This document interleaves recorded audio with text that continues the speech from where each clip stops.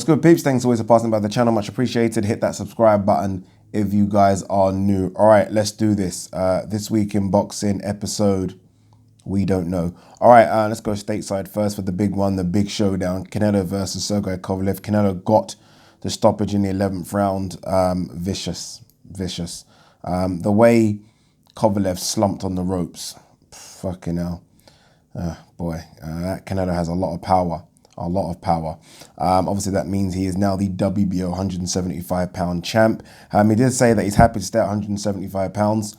Bivol, right? Bertabiev, those are the other champions at that weight class, or other guys floating around, other non-champions that could be interesting fights. I think it's more likely that he does do the trilogy with GGG in May at 168 pounds. I think that's going to happen. The only thing is there won't be no belt on the line, so that might take a bit of shine off it. But I can see that happening. For Kovalev, that's that. I said it on the video that's being uploaded as we speak. That's that for Kovalev. Yeah, he's done. It's been a very, very, very good career. He kind of signs out with a $12 million check, his highest ever check by some margin, I guess, but that's that. On the undercard of that was Ryan Garcia. This was supposed to be a step up for Ryan Garcia against Romero Aduno. I think that's the guy's name. Stopped him in one round, which is a bit of a statement, I guess. I didn't know too much about Romero Aduno, but a lot of people were saying this is the step up that people wanted to see from Ryan Garcia, and he got the job done. There was another fight on this card, and I'm only mentioning it because of the belt, because everyone's talking about belts right now, between a guy called Baram and a guy called Jorge Fortea. I can't pronounce that Baram's first name, so we'll call him Baram. They fought for the Eurasian Boxing Parliament Super Welterweight title. That's a new one. Never heard of that one before. The Eurasian Boxing Parliament's title. Interesting. Blair Cobbs was on this card as well. I don't know if you guys are familiar with Blair Cobbs. A very colourful welterweight on his way up. Had to get off the canvas though to beat Carlos Quarantes by decision. Exciting is Blair Cobbs. Almost comes in with this WWE gimmicky kind of stuff. Might work, might not. Evander Holyfield's son, Ivan Holyfield, they had to think of that name, didn't they? Made his debut, stopped his opponent in the first round. We'll see what happens with him. Also in America, but a separate fight card, Miguel Berchelt stopped Jason Sosa in 4. That's a bit of a statement, defending his WBC junior lightweight strap. This is the guy that I said in a few videos now that I think would beat Gervonta Davis. So Gervonta Davis, he jumped up to 135 pounds. It might be because of a weight struggle, but it's not like he cleaned out the 130 division. There are guys out there that I think could cause him big problems, and this is one of those guys, but that fight's never going to happen. Alex Acedo, he fought yesterday as well, took out Rod Salka in 1. The last time we saw Acedo was when he got beat by Morris Hooker, fighting for that belt. Obviously, Morris Hooker's then subsequently lost, so he'll probably want to see if he can get back in title action. Probably will. He's got a bit of a name. Decent fighter as well. So many fights in America, by the way, so I'm just picking ones that are kind of important. Brian Castano, the unbeaten 154-pound fighter from Argentina, he beat Wale Omotoso. It was an injury that stopped the fight, but it was a one-sided fight anyway. Highlights are on YouTube. I'm pointing that way because my laptop's there. Javier Fortuna beat Jesus Cuellar in 2 rounds. Fortuna has won belts at 126, 130. He's now campaigning at 135, so he's going to think that he can maybe have a run for another world title. I don't know. I think he's far too undersized, but we'll see. Back to the UK, obviously fight card in Manchester. Katie Taylor beat Lina Darto on points to become a 2-weight world champion. What did you guys make of that? I had her winning it by a couple of rounds. I thought it was close. I thought that Sky commentary was obviously a bit one-sided, but I thought it was a close fight. Lina Darto didn't look happy after the fight at all. Katie Taylor will move on now. She'll probably look to fight the winner, or hopefully it's Pursoon. Pursoon is fighting, I can't remember the Nigerian girl's name, but she's got a tough fight against that Nigerian girl. It's very, very tough. If she wins, then she'll fight Katie Taylor. Obviously, Cecilia Brækhus has now signed. Cecilia Brækhus is 140 pounds. I think she's fought 147 as well. I think maybe even a bit higher. I think she's too big. I think Katie Taylor, at times, looked like the weight was a bit of a problem. It is, to be fair, her first time fighting at the higher weight class, but I don't think she can go up in the weights. I don't think she can do an Amanda Serrano, for example, and just go wait. I doubt it. So I wonder if that fight will ever happen. I think it's more likely she fights Pursoon and then Serrano, and I think swerves Cecilia Brækhus. Anthony Crolla won his final fight, a tough decision win over, I'm going to try and pronounce the guy's name, Urquiaga. He lost that fight, though, didn't he? Let's be honest, he lost that fight. I know it's his farewell fight and everyone's a bit sentimental, but score the fight properly. He lost that fight. And I guess that's probably a reason why he is calling it quits. I wonder how much of his heart was actually in the fight, but he lost that fight. Eddie Hearn saying things like, Crolla should go down as one of Britain's greats. No. Good fighter, but let's not get carried away. We always do this. Terry Harper outpointed Obinuf to retain our IBO super featherweight strap. They are talking about a couple of big fights here in America next. Looks good. Looks good, this Terry Harper. Very good, in fact. So, yeah, fingers crossed that she can go on and do some things in the States.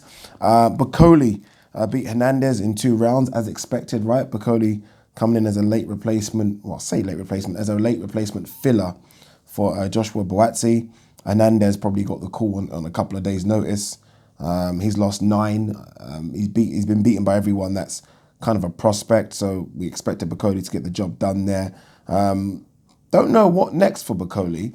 I'm trying to kind of see who he could fight. I would like to see him, it's not going to happen, but someone like a Gorman. I'm trying to think of sort of British fighters. So someone like a Nathan Gorman would be good. I'm not quite sure what's going on with Dave Allen right now. I think he should take some long time out of boxing, but again, that could be a good fight as well. A fight that was probably fight of the night on the fight card, Felix Cash stopped Jack Cullen in 8 rounds. Good fight though. If you can see it, please go and see it. I don't know if you've got Sky, you can probably watch it on the red button. Does that even still work? I'm not quite sure, but go and watch that fight. So that's all the fights. There was way more than that. I have to be honest with you. There were fight cards on Friday as well, but we're not going to go through all the fight cards. Go and check them out if you want to go and check them out, but those are the main results. Devin Haney has got an opponent finally. Remember, Devin Haney's fighting on the undercard of KSI versus Logan Paul. It even now is worse. Remember, there was a lot of talk about Billy Joe Saunders fighting on the undercard and how can a world champion fight on the undercard? Devin Haney's a world champion now. So you've got 2 world champions fighting on the undercard of 2 YouTubers. Okay. He's fighting a guy called Alfred Santiago, an unbeaten kid from Dominican Republic. I think he's something like 12-0 or 13-0. Might be a good scrap for a couple of rounds, but we expect Devin Haney to come through that one. This story, and we're going to get to some news now. Not much news, apologies, but there is some, but not much. This story, I don't know if it's true. The only reason I'm talking about it is because Chris Mannix, Chris Mannix is the guy that does all the interviews for DAZN. He tweeted it. And so you kind of feel like it might have some legs. And again, very interesting. Go and check his Twitter page to see the full tweet. But he said that Adrian Broner and Gervonta Davis got into a fist fight outside Canelo's dressing room or outside Canelo's change room. Again, I don't know if this is bullshit, so I don't want to be embarrassed if it is bullshit. But again, I'm only saying it because Chris Mannix tweeted it. And, you know, this isn't April Fool's, is it? So it said that Adrian Broner landed a punch on Gervonta Davis and then punched his PR guy in the face as well. I mean, we've all been begging Adrian Broner to throw hands, but not against Gervonta Davis and his PR guy. Very interesting. I've tried to go onto the Instagram pages and Twitter pages of Broner and Gervonta Davis to see if this is true.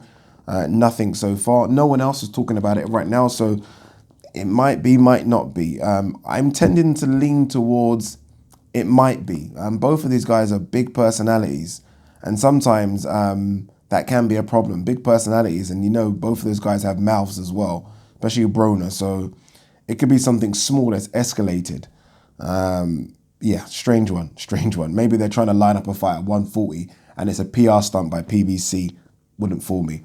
Talking about stunts, Gervonta Davis this week called out Josh Taylor. I made a video about it, so we're not going to talk too much about it. But he did say he wants to fight Josh Taylor at 140 pounds immediately after his Gamboa fight. So not have a run at 135, right? Not try and take on, you know, the Devin Haney's, the Teofimo Lopez's of the world, Richard Combs, Loma, Josh Taylor.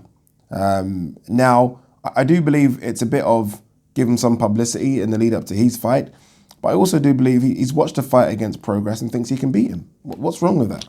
We're seeing guys jump weights right now. He thinks he can beat Josh Taylor. Do I think he can? No. But he thinks he can. So I have no problem with him calling Josh Taylor out. Josh Taylor obviously responded saying, whatever type thing. And then Gervonta Davis said, I'm going to get on the phone to Al Heyman and make this fight happen. Okay, cool.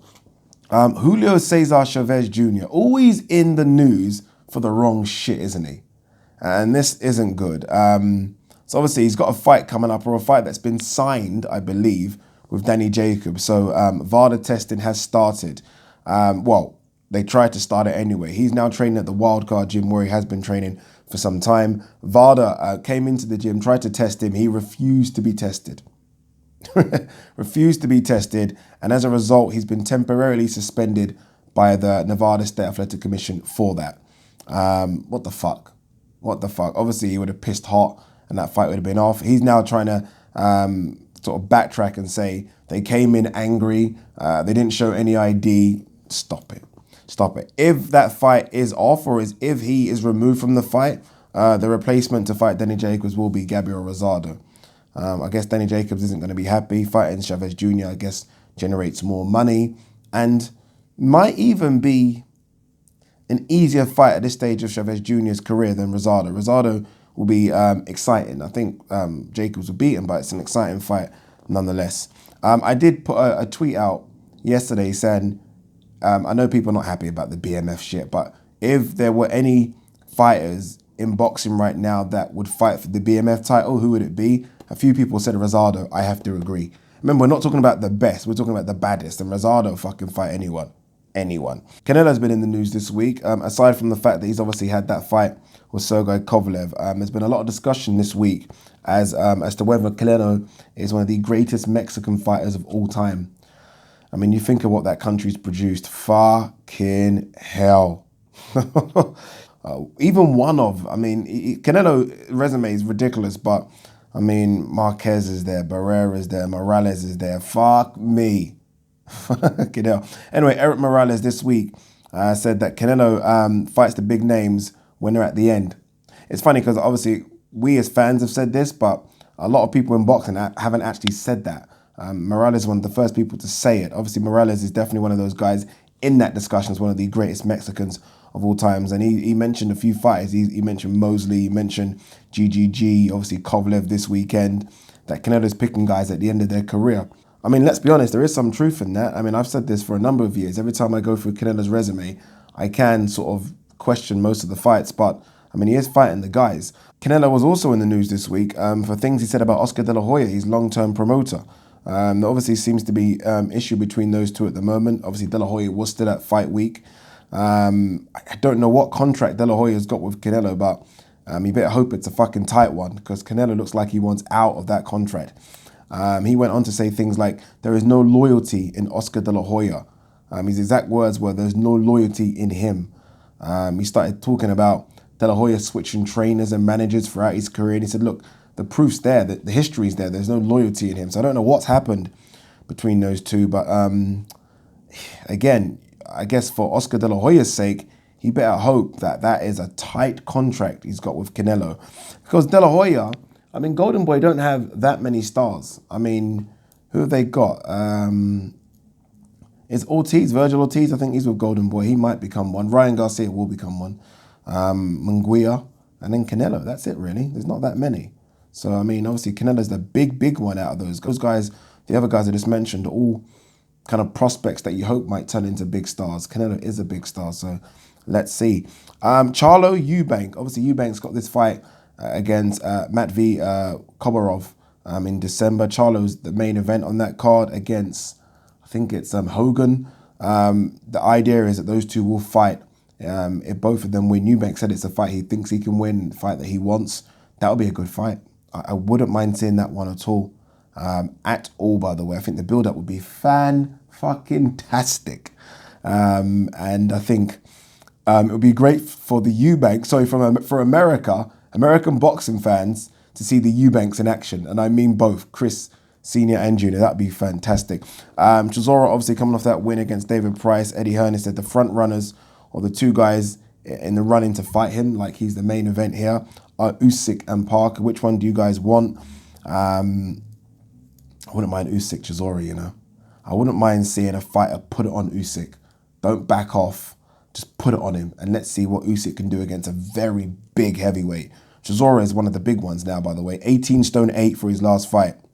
He's one of the big ones. So that'll be interesting to see. Jarrell Miller, that little fat fucker, is close to signing, and I got it in brackets here, a mega deal with Top Rank. I mean, yeah. I mean, what a punishment. I keep saying this, but what a punishment. I mean, you do everything you do, you come off your ban, and you're close to signing a deal which will guarantee him millions with Top Rank. Will guarantee him millions. Remember, it's Top Rank in ESPN, so he'll get millions for it. Talking about Top Rank, a fighter that obviously is with Top Rank and did sign a mega deal, Tyson Fury. I did a video about Tyson Fury saying he had clocked the game in terms of what he's doing in life right now. He's literally ticking all boxes. And it fucking crashed. I don't know what happened between transporting that video from my phone to the SD card to the computer. Don't know what happened. Gutted. But Tyson Fury is doing amazing things right now. Amazing things. I don't know if you guys have seen the video footage of him with IFL TV walking down the corridor about to have his fight, and he's fucking saying hi and smiling to Hulk Hogan, Cain Velasquez, and I'm thinking, how the fuck has he got here? How has he got here? Plus, we're hearing that he got paid $12 million for that. Let me check the time on the camera. I do not want this to go. All right, we're hearing rumors, and I think Hatman done a video about this a few days ago, or maybe yesterday, but nothing's been confirmed by Anthony Joshua, Rob McCracken, or anyone associated with Team AJ, that Anthony Joshua does have a second trainer in camp right now. So alongside Rob McCracken, he does have someone else. I can't remember the guy's name, but he has got another trainer right now, and that trainer actually has worked with a few other matchroom fighters as well, but that guy is in camp as we speak with AJ right now. Good or bad? For me, it's bad. I only have nightmares of things like this. I'm a Liverpool fan, and I remember when Gerard Houllier came in to Liverpool, and it was like two managers. It was Gerard Houllier and Roy Evans. That shit don't work. I mean, to have someone in camp just, to advise a little bit maybe, I get that. Almost like what Tyson Fury did when he fought Deontay Wilder, and Ricky Hatton came in, and Freddie Roach came in. I get all that, two heads better than one type thing. But a second trainer giving you maybe different advice as to what Rob McCracken's giving you, it's not going to end well. Not going to end well. This news came out on Monday last week, and I was very happy, made a video about it, that Nigel Benn injured himself. Not happy that he injured himself, by the way, but Nigel Benn injured his shoulder, and as a result, the fight against Saki Obika is off. What I didn't confirm on that video was whether or not the fight was postponed or cancelled and might be rescheduled. No, it is 100% off. Nigel Benn said he's just now going to be happy to kind of watch the progress of his son, which is good. Didn't say sons in plural. Obviously, he's got another son fighting. I think Harlem Ben or whatever. I said son. But yeah, that's it. Nigel Benn won't fight again. That fight is off. I do think that it's down to more than the shoulder injury, and I just wonder if it came down to finances in the end. That's what I think. Couple of last bits of news here. Heather Hardy.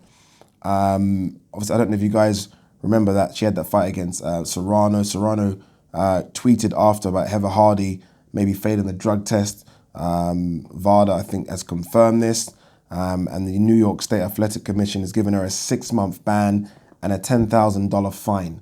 So she did indeed try to do something a bit dodgy, people. A lot of people were trying to stick up for her, saying, oh no, it was something that VADA were fully aware of. No, she tried to cheat, fact. The only thing about this, she's got a 6-month ban. Heather Hardy, since 2014, has only fought twice a year. So that ban fucking means nothing. Literally, she really wouldn't fight anyway until another 6 months. So what does that mean? Bullshit. I'm hearing a rumor, people. We'll end on this one. I'm hearing a rumor about Vasyl Lomachenko's next fight. Remember, Vasyl Lomachenko wants to clean up the division, which is kind of awkward now. I don't know how it's going to work, him being franchise champion rather than the regular champion. I don't get. But he obviously does want to fight the winner of Teofimo Lopez and Richard Comey. If he does fight, obviously they have the IBF belt, he would have cleaned up. I'm hearing a rumor that Vasyl Lomachenko, in the interim, while he's waiting for that fight to happen, will fight Lee Selby. Vasyl Lomachenko versus Lee Selby is a big rumor, people, and I can see how it happens. I mean, Top Rank and Matchroom have worked together before. I don't know if Lee Selby actually is signed with Matchroom. I mean, he was with PBC, but I'm not quite sure. Him appearing on a Matchroom card fighting Ricky Burns would kind of lead me to believe that maybe that deal with PBC is done. Don't know. Yeah, Lee Selby versus Vasyl Lomachenko could happen. Don't know. A lot of people are not going to be happy with that. I'm not extremely happy with it at all, but looks like it could happen. And then, providing that Loma comes through that one safely, I think he will. He'll fight the winner of Richard Comey versus Teofimo Lopez. That's the news, people. Sorry it was a rushed one. Don't even think it was a good one, but it's one nonetheless. Peace.